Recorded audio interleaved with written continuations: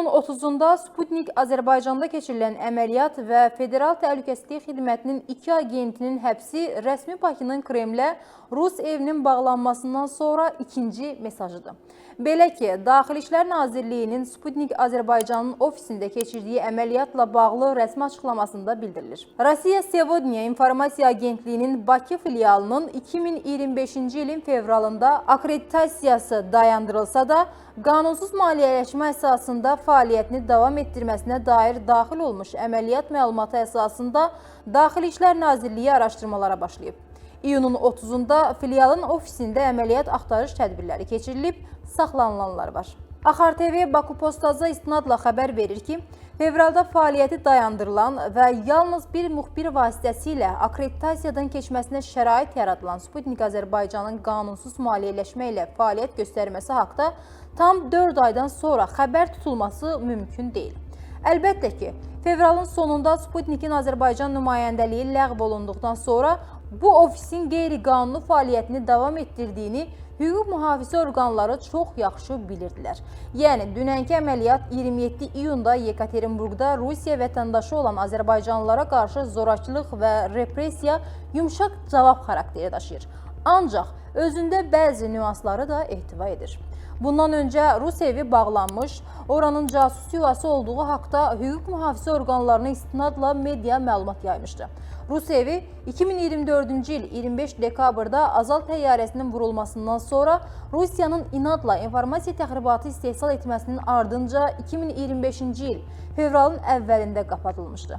Həmin vaxt Rus casus yuvasının qapadılmasının ardınca fevralın sonuna doğru Sputnik Azərbaycan haqda da qərar elan olunmuşdu. İyunun 30-da baş tutan əməliyyatın Sputnik Azərbaycanda keçirilməsi və Federal Təhlükəsizlik Xidmətinin 2 agentinin həbsi haqda informasiya isə ciddi siqnaldır. Bakı, Rusiyanın təzyiqləri və qeyri-adekvatlığına qarşı Azərbaycandakı casus şəbəkəsini sıradan çıxarır. Hadisə Azal təyyarəsinin Groznyda vurulması ilə başlamışdı. Yekaterinburq hadisəsi ilə davam etməsində məntiqi ardıcıllıq axtarsaq, belə məlum olacaq ki, bu casus ovu dolayısıyla yenə də Azal təyyarəsinin vurulmasına gedib çıxır. Görünür, Yekaterinburq olayının arxasında da Azala görə Azərbaycanı tələblərindən imtinaya məcbur etmək istəyi dayanır. Ancaq rəsmi Bakının Rus evi və Sputnik Azərbaycan addımları əslində həddən artıq yumşaq davranış sayıla bilər. Azərbaycanda Rusiyanın əsas təsir imkanları əslində nə Rus evi, nə də Sputnik Azərbaycandır. Birinin mədəni, digərinin informasiya təsiri sıfırdır. Yalnız casus yuvaları kimi fəaliyyətləri ola bilər ki, bu da Dövlət Təhlükəsizlik Xidmətinin peşəkar əməliyyatçı şefinin nəzər diqqətindən kənarda ola bilməz. Rusiyanın Azərbaycanda əsas təsir dairəsi rus dilli məktəblərdir. Azərbaycanın rayonlarında 15-dən çox, Bakıda isə 340 civarında rus dilində tədris həyata keçirən məktəb var. Təxminən 355 orta məktəbdə 100 minə yaxın şagird təhsil alır ki, bu da rus dilinin işlənmə dairəsini kəskin şəkildə artırır. Rus dilinin son illər Bakıda yenidən populyarlaşdığını müşahidə etmək üçün Azərbaycanın paytaxtını bir gün gəzmək kifayət edir. Azərbaycanlı uşaqlar, ailələr rusca danışırlar. Rus dili Sovet illərində olduğu kimi ailələrimizin içərisinə yerləşib.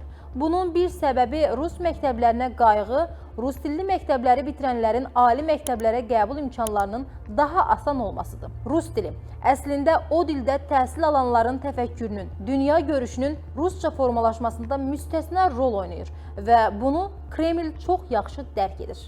Təsadüfi deyil ki, bir ölkədə rus dilinin xüsusi himayədə olması Rusiyanın əsas diqqət yetirdiyi məqamdır. Ermənistanda bir ədəd belə rus məktəbi yoxdur. Ancaq Azərbaycanda qeyd etdiyimiz kimi rus dilində tədris verən 355 məktəb var.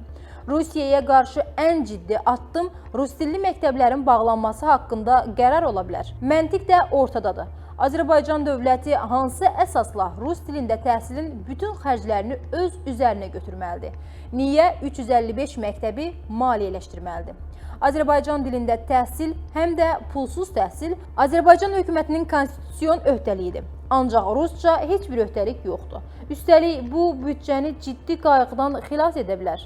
Beləliklə, 355 orta məktəb və rus bölmələrinin bağlanması Azərbaycanda Rusiyanın mənəvi təsirinin azaldılması istiqamətində ciddi addım olacaq.